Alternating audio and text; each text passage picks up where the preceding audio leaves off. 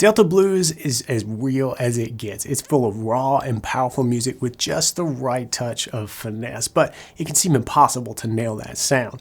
And maybe you've worked on some blues shuffles, you know some licks, but something's missing. Your playing sounds technically correct, but it doesn't quite have that Delta feel. Now, I'm still chasing that sound myself, but one thing really helped me get to the next level, and it's this. It's not about learning more licks, it's about learning how to get the most from the licks you already know. So in this lesson, I'll show you how to get more mileage from blues licks and riffs by changing the rhythm behind them in 3 key ways. This is going to help you grow your blues vocabulary without learning a single new note. Let's dig in. Maybe the best example of the shuffle riff in Delta blues is in Sweet Home Chicago, right? What makes this riff work is its triplet-based rhythm that's behind it, and that rhythm shows up everywhere in the blues. But so many players get stuck playing just this blues riff and really get bored in what I call shuffle land, and they miss out on all the other good stuff that the blues has to offer. So let's take a look at an example rhythm part that's based on that shuffle feel, but it's not that standard blues riff.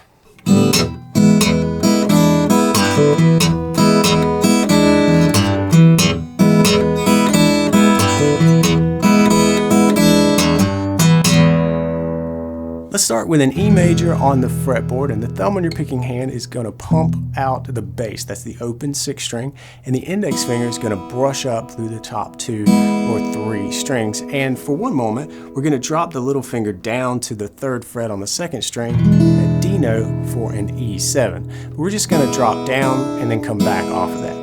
It's just one moment just to give some melodic interest to what we're doing here on those treble strings. But we've got to visit the real rhythmic backbone here, and it's the shuffle. So let's go back to our Sweet Home Chicago style blues riff, right? Maybe something very familiar, overly familiar to you, maybe even, right?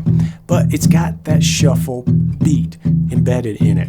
So pop, pop, pop, pop, pop, pop, pop. And that's how I want to get you into this first measure. We're playing this, and when you're dialed into that groove, when you really know how it feels, dot, dot, dot, dot, dot, dot, dot, we're going to switch over and transfer it to the open E chord. And now what we're going to do is separate out between the thumb and the index finger. We still have that shuffle rhythm behind this. Dot, dot, dot, dot, dot, dot, dot, dot, dot, dot. And that's what you're going to need to keep going, that rhythmic pulse, that shuffle feel throughout our measure here. So what are we going to play for our riff? We're going to play the bass and brush up, and then the bass and brush up again, right? So we're really using that move. Now on top of beat 3, that's when we drop the little finger down to the 3rd fret for that E7 sound, and then brush up again. So we are going to pinch with the bass and then off for beat 3. And then beat 4, we're going to play a really cool bass tag with a triplet. So 4 triplet, and let it land right in there into the last beat, and you'll end up with this.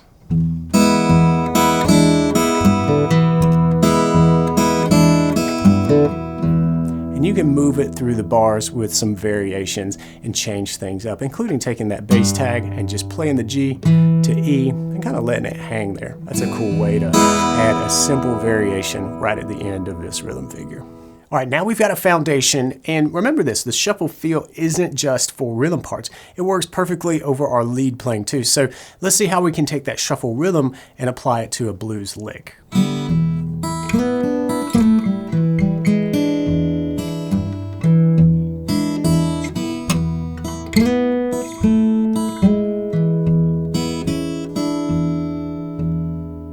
The shuffle is based in triplets. 1 triplet, 2 triplet, 3 triplet, 4 triplet. We just leave out the middle subdivision, and we get 1, let 2, let 3, let 4, let 1, let 2, let 3, let 4. That's how it comes together.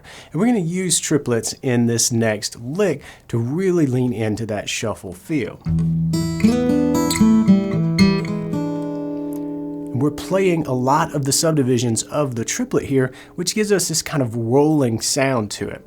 We start out 1 and with the outer 2 strings and then slide into what I call the triangle shape, especially when we play it with that first string note in there as well at the 4th fret along with the 3rd string at the 4th fret, and then we play the D on the 2nd string at that 3rd fret where we saw it earlier in this E7. Just another way of playing E7, but for this particular example we're going to open up and play that first string open. What we're going to do is 1 and 2 triplet. Slide into that position and pick through the strings, the top 3 strings in order, 3, 2, 1, with that triplet rhythm. 2 triplet. Then we drop back down to the 2nd fret and play another triplet, starting with this triplet, right? This is beat 3, so I count it like this, 3 triplet. 4 triplet, we're going to play the open 3rd, the 1st fret 3rd, and then that D note that we keep coming back to. That's 4 triplet. So this all comes together in a rolling triplet bass lick. And now we're going to pair this, after some more rhythmic picking for a measure, we're going to pair it with dropping that middle subdivision that really gets us back to that loping shuffle feel. And we're going to leave out some notes when we do that. And you can tell that doing that gives you that sort of skipping a beat feel, that real dot, dot, dot, dot, dot. The shuffle has this laid back, swinging feel that's perfect for blues riffs and your licks and solos too, but there's another rhythm you should know that to me is kind of the polar opposite of that lazy shuffle feel. Straight time creates this forward momentum. It's no wonder that that sound became popular in rock and roll, but straight time works great in Delta blues too, even though it's easy to think that the blues is just the shuffle. But by adding straight time into your toolkit along with the shuffle feel, you double your vocabulary. So let's put that to the test by taking a riff that sounds similar to example 1, but we'll play it in straight time.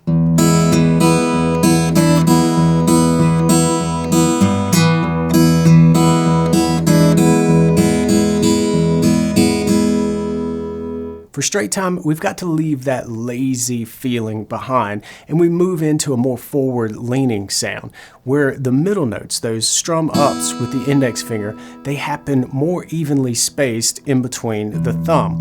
And for this part, we're going to play the thumb bass on strings 6 and 4 under our friend the E major chord.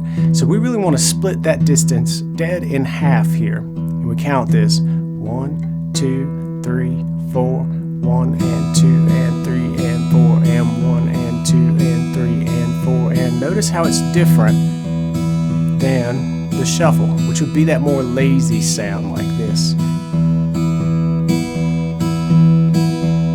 Right?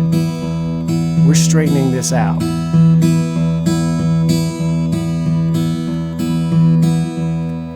And once you have that, once you've got that rhythmic feel behind you, the rest of this measure should be pretty easy because it's basically that move. The 6th string and then a brush up. The 4th string and then a brush up. The 6th string again and a brush up.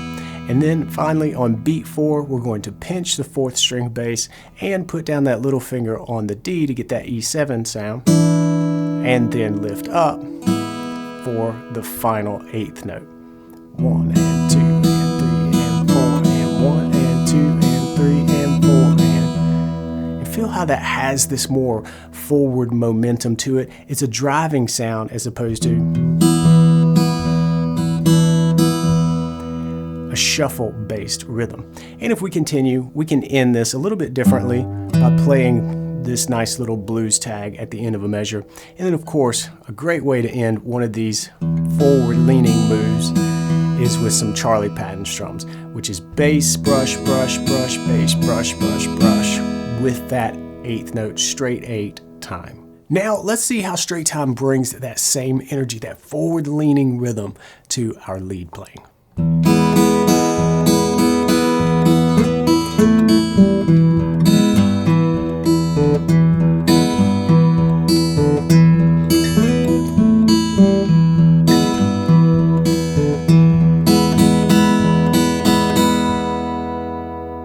Think back to example 2, where we had that triplet-based run that started by sliding into our triangle shape, again without the 1st string, and then worked our way back down into the chord tones of an E7, right?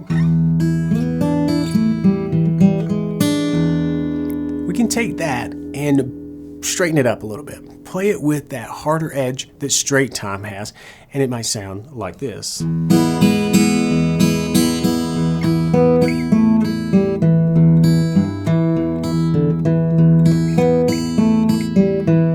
That little part right there, just working from that B down to the A and getting ourselves into the E. Of course, we don't have to play that E or E7. In total, we can work in some straight time riffs there to complement this straight time lick. So we have the relaxed feel of the shuffle and the driving momentum of straight time. Each has its place in the blues, but what if we could find that sweet spot that's kind of right between them, some middle ground?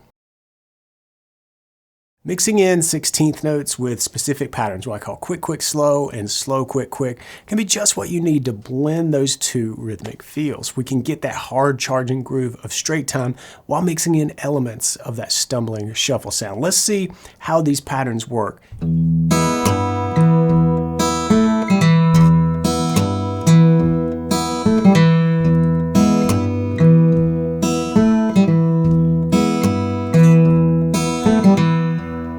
Let's go back to this rhythm figure we heard in example 4.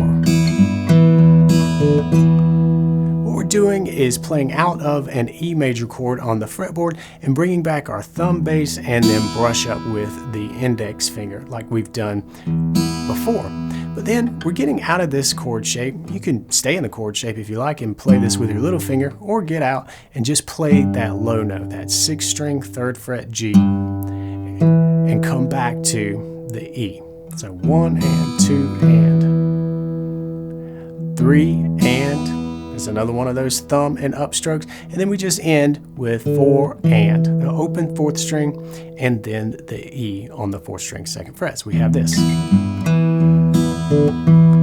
But we can really punch that up right at the end, and for beat 4 we can do what I call quick, quick, slow. So 2 quick notes, we'll play the A on the 3rd string 2nd fret, then open. That's the 2nd quick note, and then the slow note is going to be the E, back here under the chord. And you can hear how that has a really bluesy sound to it. This is different than a triplet, where everything is even. It's still 3 notes in that space, but it's not quick, quick, slow. This is triplet versus quick, quick, slow. It has a different feel.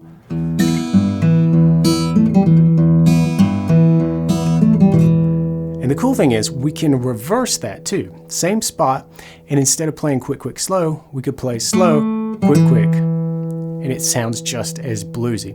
Let's see what that sounds like.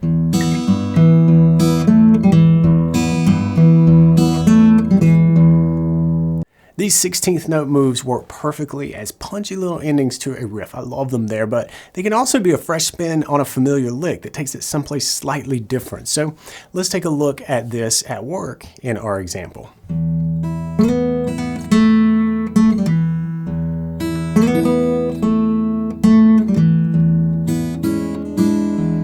Let's see what we can do with our lick while keeping the structure the same, coming up to our E7 triangle shape and then working our way back down to the open position E chord while incorporating some quick, quick, slow and slow, quick, quick. So what we might do is slide up into our triangle shape and play a little slow, quick, quick. The quick, quick can be the open 1st string and then even back to that same note. Then we can drop down, hang out here for a beat, and then wrap up with the quick, quick, slow that we saw in the previous example. Quick, quick, slow, right? From the A to the G to the E. And of course we can reverse that and do quick, quick, slow, and then come back and play slow, quick, quick. Right? We have some options here to mix this up, but start incorporating these into your licks. Now, here's where things get fun. We've got 3 rhythmic approaches. We've got our shuffle, straight time, and those 16th note patterns. One lick can be used in 3 different ways, but the real magic happens when you combine them in a jam. Things start to feel fresh and interesting. So here's an example that mixes these 3 ideas together across licks and riffs in a 12-bar blues. Premium members, you'll find the tab and the interactive player for this example in lesson TB483 inside the member library. Now, as I play though, keep your eyes and ears out for the 3 rhythms that we've covered: shuffle, straight, and that quick, quick, slow, or slow, slow, quick. Listen to how we mix this up to create an interesting part that doesn't feel locked in to one rhythmic feel.